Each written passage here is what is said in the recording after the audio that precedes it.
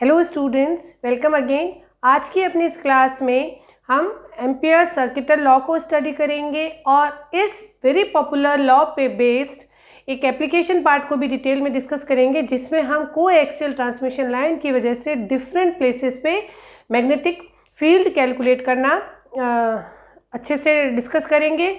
ये दोनों ही बहुत इम्पॉर्टेंट टॉपिक है और एग्जामिनेशन पॉइंट ऑफ व्यू से आपको इसे बहुत डिटेल में समझना होगा। और एक बार आप इसे अच्छे से विजुलाइज कर लेंगे तो आप हमेशा एक करेक्ट आंसर सेलेक्ट कर पाएंगे। तो एम्पियर सर्किटल लॉ जो है वो क्या कहता है, जैसे आपने गॉस लॉ पढ़ा था कि total flux coming out of closed surface area will be always equal to the total charge enclosed by that area, है ना, जो आपने गॉस लॉ का बेसिक पढ़ा था इलेक्ट्रोस्टैटिक्स में। तो उसी तरीके से उसी से मिलता जुलता आपका एम्पियर सर्किटल लॉ है। Ampere circuital law states that the line integral of H means magnetic field, line integral of H about any closed path is exactly equal to the direct current enclosed by that path. Okay, ये इसकी technical statement हो गया। अगर आपको ampere circuital law लिखने को कहा जाए, line integral of H will be equal to the total direct current enclosed by that path. Okay, तो H dot DL close line integral will equals to I यहाँ पे आपकी डायरेक्ट करंट है। H dot DL will be equals to I। ये हो गया उसका representation ampere circuital law का। तो यहाँ पे इस लॉ को एक्सप्लेन करता हुआ एक आप एग्जांपल ले सकते हैं। यहाँ पे आपका एक करंट कैरिंग एलिमेंट है, एक सॉलिड करंट कैरिंग एलिमेंट है जिसमें यूनिफॉर्म करंट डिस्ट्रीब्यूशन है ओवर द एरिया। ओके, तो आपका अगर ये जो एलिमेंट है ये अगर I करंट होल्ड करता है और आप अब इस करंट एलिमेंट के अक्रॉस अगर आप मैग्नेटिक फील्ड का लाइन इंटीग्रल कैलकुलेट करें तो आप ये देखिए कि आपका जो पाथ ए है that is eight the outer zone of element. ये जो आपका करंट कैरिंग एलिमेंट है, एक बार आपने इसके अक्रॉस सर्कुलर पाथ पे लाइन इंटीग्रल कैलकुलेट किया, एक बार आपने उसके अक्रॉस रेक्टेंगुलर पाथ में लाइन इंटीग्रल कैलकुलेट किया। A and B they are performed at the outer area of that wire. तो यहाँ पे ए और बी दोनों पाथ में एनक्लोज्ड करंट कितनी होगी I। ये पूरा का पूरा कंडक्टर आपके डिफरेंट पाथ एनक्लोज पाथ में I ही करंट होल्ड कर रहे हैं। तो आप उसमें इन दोनों का लाइन इंटीग्रल केस ए और केस बी में H dot DL will be I। Okay, line integral. यहाँ पे आप देखिए कि अगर आप पाथ सी को बात करें तो पाथ सी जो है वो आपके इस सॉलिड करंट कंडक्टर के बीच में से क्रॉस हो रहा है।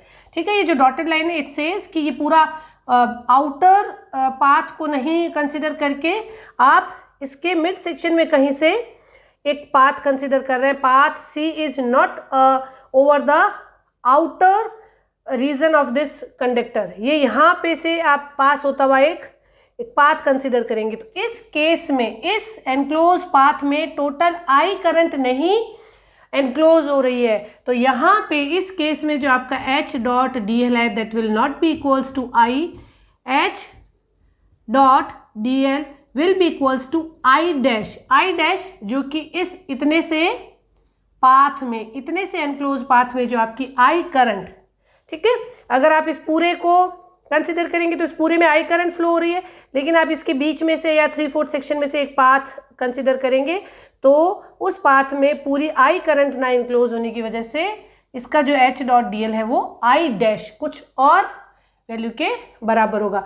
तो अगर आपको एम्पियर्स सर्किटल लॉ आपके थ्योरी एग्जाम में या आपको सब्जेक्टिव में अगर आपको लिखने के लिए बोले तो आप ये टेक्निकल डेफिनेशन लिख के और इस एक्सप्लेनेशन से अपने आंसर को सम अप कर सकते हैं। ठीक है, तो इस बेसिक डेफिनेशन का जो एप्लीकेशन पार्ट है वो बहुत इंपॉर्टेंट है, और बहुत बार जब भी आप कॉम्पिटिटिव एग्जाम्स दे रहे हैं तो आज जो हम डिटेल डेरिवेशन करेंगे उसके किसी भी पार्ट पे से आपसे एक ऑब्जेक्टिव पूछा जा सकता है कि इस तरीके की अगर कोई एक्सेल केबल है तो यहाँ पे मैग्नेटिक फील्ड कितना होगा, यहाँ पे मैग्नेटिक फील्ड कितना होगा, यहाँ पे मैग्नेटिक फील्ड कितना होगा।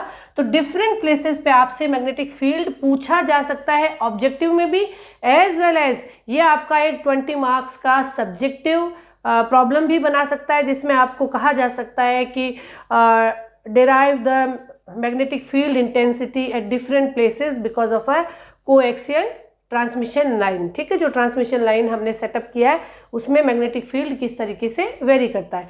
तो हम इस एप्लीकेशन पार्ट को जो कि एम्पियर सर्किटल लॉ पे बेस्ड है उसको डिटेल में डिस्कस करते हैं। ओके, हमारा जो एम्पियर सर्किटल लॉ है that says H dot dl will be I। तो यहाँ पे आप इस कोएक्सियल केबल में आपके पास दो सेक्शन है। पहला जो सेक्शन है वो आपका इनर कंडक्टर है जो आपकी ओरिजिनल करंट को होल्ड कर रहा है। मान लीजिए कि आपका ये जो इनर कंडक्टर है वो A रेडियस का एक कंडक्टर है, उसमें I करंट फ्लो हो रही है इनवर्ड डायरेक्शन में। ओके, तो ये आपका एक सॉलिड आप कंसिडर करेंगे, सॉलिड वायर A रेडियस का, I करंट इसमें से फ्लो हो रही है। इस कंडक्टर के बाहर आपने ये थोड़ा सा एयर गैप छोड़ा है, या किसी डाइलेक्ट्रिक मटेरियल से भी आप इसको फिल कर सकते हैं। अभी के लिए मैं ऐसा सोचते हैं कि एयर गैप है, यहाँ पे आपने एयर गैप छोड़ा। एयर गैप के बाद में आपने एक इसके बाहर आपने कोटिंग जो है वो आपने यहाँ पे प्लेस की है, और ये जो कोटिंग है उसकी इनर रेडियस जो है वो B है और आउटर रेडियस जो है वो C है। ओके, तो ये आपने, ये कंडक्टर है आपका जो आपकी ओरिजिनल करंट कैरी कर रहा है, और ये आपकी आउटर शील्ड है, आउटर आपकी कोटिंग है। और इस कोटिंग में अगर कंडक्टर में इनवर्ट डायरेक्शन में I करंट फ्लो हो रही है तो इस कोटिंग में इस आपके आउटर जो आपका सर्कुलर कंडक्टर है उसमें आउटवर्ड डायरेक्शन में आप टोटल I करंट फ्लो करवाते हैं। ये आपका स्पेशल सेटअप है, और अब इस सेटअप में आपको अलग अलग जगह पे मैग्नेटिक फील्ड कंसिडर करना है। तो यहाँ पे ये जो आपकी ट्रांसमिशन लाइन है, जो कोएक्सियल ट्रांसमिशन लाइन है, वो आप इनफाइनाइट लेंथ की आप एक बार के लिए कंसिडर करेंगे, और इनफाइनाइट लेंथ की वायर की वजह से H जो हमने कैलकुलेट किया था that was I upon 2 pi rho A phi, ये हमारा टोटल मैग्नेटिक फील्ड रहा था किसी भी करंट कैरिंग कंडक्टर की वजह से। ये आपका ये रह जाएगा ना H dot 2 pi rho equals to I। इस तरह से भी आप इसको कोरिलेट कर सकते हैं। तो यहाँ पे आपका फर्स्ट केस, हम फर्स्ट केस कंसिडर करते हैं केस 1, जहाँ जबकि आपका रो जो है वो A से ज़्यादा है लेकिन B से कम है। आप इस जोन में कहीं पे अपना मैग्नेटिक फील्ड अगर कैलकुलेट करना चाहें तो इस जोन में लाइन इंटीग्रल में एनक्लोज करंट क्या रहेगी, जो कि टोटल I करंट है इस कंडक्टर में, तो H will be I by 2 pi rho A phi. ये रहेगी आपकी मैग्नेटिक फील्ड की इंटेंसिटी अगर आप यहाँ पे इस जगह पे कहीं पे अपना मैग्नेटिक फील्ड कैलकुलेट कर रहे हैं। लेकिन अब अगर हम केस 2 डिस्कस करें, केस 2 जिसमें जो आपकी रो है वो इस कंडक्टर के आउटर में ना होके अंदर कहीं पे, मान लेते हैं यहाँ पे, अगर आप सेकंड केस में इस कंडक्टर के अंदर इस डिस्टेंस पे अगर आप मैग्नेटिक फील्ड कैलकुलेट करना चाहें तो आप किस तरीके से इसको कैलकुलेट करेंगे। केस 2 क्या है आपका, rho is greater than 0 but less than A। इस कंडक्टर के अंदर किसी एक पर्टिकुलर डिस्टेंस पे आप कैलकुलेट करें। तो पहले तो बात ये कि H जो होगा वो आपका हो जाएगा I dash upon 2 pi rho A phi. यही था ना हमने, इसी तरीके से H dot dl will be I। अगर टोटल I एनक्लोज्ड है तो I होगा, I डैश है तो I डैश आप लिखेंगे। तो यहाँ पे ये आपका I डैश करंट रहेगा। I डैश जो कि इस सर्कल में जो आप कंसिडर कर रहे हैं उसमें कितनी टोटल करंट रहेगी। अब आप देखिए इसको थोड़ा सा डिटेल में देखिए। मैं इस कंडक्टर को दोबारा ड्रॉ करती हूँ ये आपका कंडक्टर है जिसकी की रेडियस a है। I, हम ये मान रहे हैं कि करंट का डिस्ट्रीब्यूशन यूनिफॉर्म है, तो करंट डेंसिटी क्या रहेगी इस पूरे आपके सर्कुलर क्रॉस सेक्शन में, I अपॉन 4πa², ये करंट डेंसिटी हो गई। अगर आप इसे ना कंसिडर करके पूरे कंडक्टर यहाँ पे कहीं पे करंट निकालना चाहते हैं कि इस सर्किल में जिसकी रेडियस रो है उसमें कितनी करंट आएगी, मान लेते हैं वो I डैश अगर हो तो I डैश अपॉन 2π²। हम ये कह रहे हैं current is uniformly distributed, current density is same over the length of the coaxial conductor, inner conductor में ऐसा हो जाएगा। तो I डैश क्या होगा, I डैश आपका होगा I⍴/a²। इस रो रेडियस के आपके सर्कुलर सेक्शन में इतनी करंट आपकी कवर हो जाएगी। अगर इतनी करंट कवर हो जाएगी तो H क्या आ जाएगा इस केस में। सेकेंड केस में जब आप इनर कंडक्टर के इंटरनल सेक्शन में कहीं पे H कैलकुलेट कर रहे हैं तो H will be, I dash में क्या लिखूं, I⍴/a²। ठीक है, ये I डैश आ गया और ये आपका एज इट इज आ गया 1/2π rho. Rho is the distance from the centre point, rho जहां पे कि आप आपका मैग्नेटिक फील्ड कैलकुलेट कर रहे हैं a∅। तो H इक्वल्स टू क्या हो जाएगा आपका I/2πa², ओके, रो a∅। ये है आपका सेकेंड केस जब आप इंटरनल किसी सेक्शन में अपना मैग्नेटिक फील्ड कैलकुलेट करें। यहाँ पे देखिए कि I/2πa² आपका कांस्टेंट है तो H इज प्रोपोर्शनल टू रो। जैसे जैसे रो बढ़ रहा है लीनियरली आपका H बढ़ेगा, H बढ़ के H एट A क्या हो जाएगा, अगर आपका रो इक्वल्स टू A हो तो ये क्या हो जाएगा I/2πa∅। ये इतनी मैक्सिमम वैल्यू पे पहुंच जाएगा। ठीक, ये हुआ आपका सेकंड केस। उसके बाद में हम तीसरा केस डिस्कस करते हैं। तीसरा केस डिस्कस करते हैं जिसमें कि आप जो आपका रो है वो B से हायर जोन में है, लेकिन आउटर जो रेडियस है इस कोटिंग की, जो एक्सटर्नल रेडियस है उससे छोटा है। तो आप इस सेक्शन में अगर कहीं पे भी इस सेक्शन में अगर आप इस पॉइंट पे मैग्नेटिक फील्ड निकालना चाहे, रो आपका ये हो अगर हो जाए, ये अगर आपका रो हो जाए यहाँ पे, ठीक, तो आप कैसे मैग्नेटिक फील्ड कैलकुलेट करेंगे। तो पहले तो इस केस में हम इसको दोबारा रीड्रॉ करें डिटेल एक्सप्लेनेशन के लिए। ये आपका आउटर एक बार के लिए मैं रीड्रॉ कर देती हूँ। ये आपकी रेडियस जो है वो B है और ये जो आपकी रेडियस है वो C है। तो ये जो आपका सॉलिड सेक्शन है जिसमें कि I करंट आउटवर्ड डायरेक्शन में बह रही है, उसका एरिया क्या होगा πc² - b²। ओके, तो अगर आप इस टोटल एरिया में करंट फ्लो हो रही है I, ओके, हमने कहा कि करंट यूनिफॉर्मली डिस्ट्रीब्यूटेड है तो I/πc² - b², ये हो गई इस सॉलिड स्ट्रक्चर में करंट डेंसिटी। वो रहेगी अगर बराबर किसके रहेगी, अगर आप यहाँ पे इतने सेक्शन को कंसिडर कर रहे हैं, अगर आप इतने सेक्शन को कंसिडर करेंगे तो कितनी करंट आएगी, केवल ये वाली करंट है ना। इस क्रॉस सेक्शनल एरिया में कितनी करंट है वही तो अब मैग्नेटिक फील्ड में कंट्रीब्यूट करेगी। ओके, ये क्या होगी, अब अगर रो रेडियस तक के अगर आप केवल इस सेक्शन को कंसिडर कर रहे हैं तो इसमें अगर I डैश करंट फ्लो हो रही हो तो वो क्या रहेगी रो²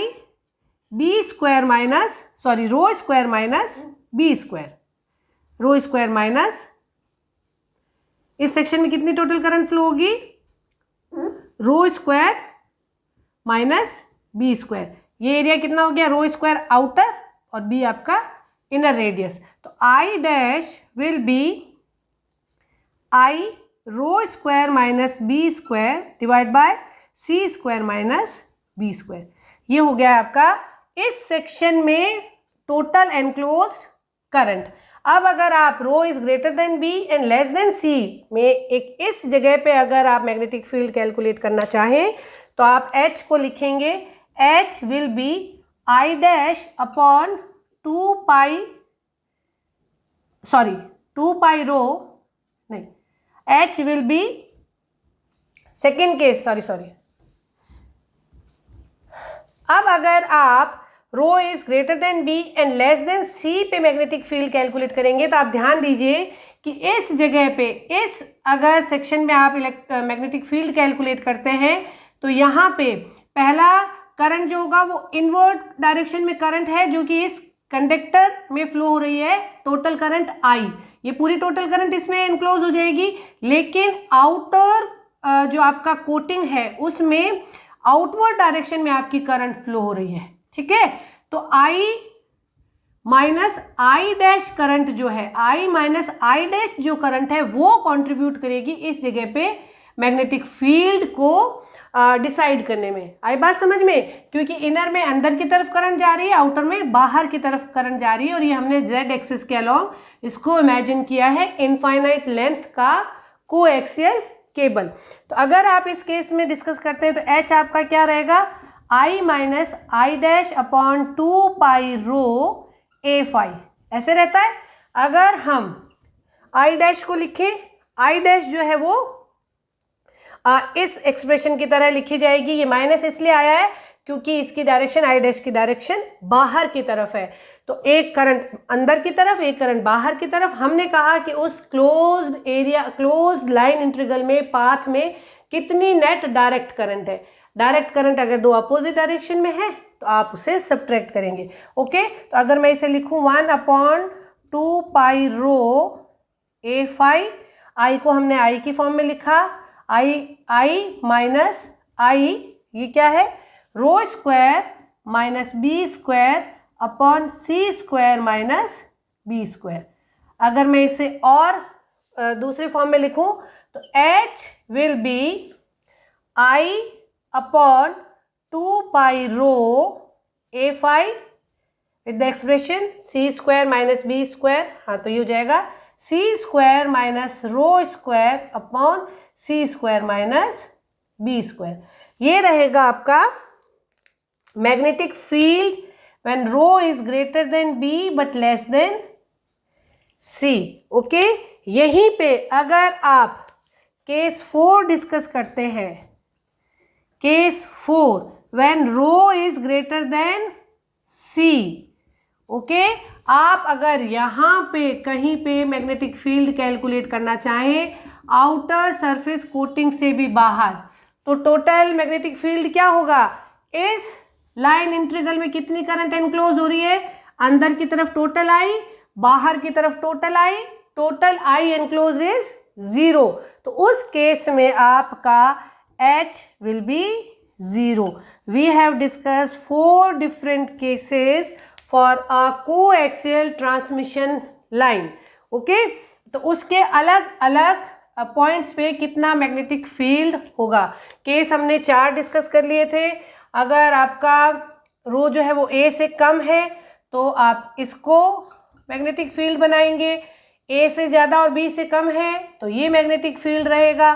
तीसरा केस, अगर आपका B से ज़्यादा और C से कम है तो ये मैग्नेटिक फील्ड रहेगा, और C से भी ज़्यादा है तो आपका ये मैग्नेटिक फील्ड रहेगा। इसे अगर आपको ग्राफिकली ड्रॉ करने को कहा जाता है कि explain the magnetic field intensity for a coaxial cable that carries current I in the inner conductor as well as minus I or current in the outward direction in the outer coating, तो आप इस graph से अपने derivation को summarise करेंगे। यहाँ पे देखिए कि ये है डिस्टेंस फ्रॉम द सेंटर और ये है मैग्नेटिक फील्ड की इंटेंसिटी।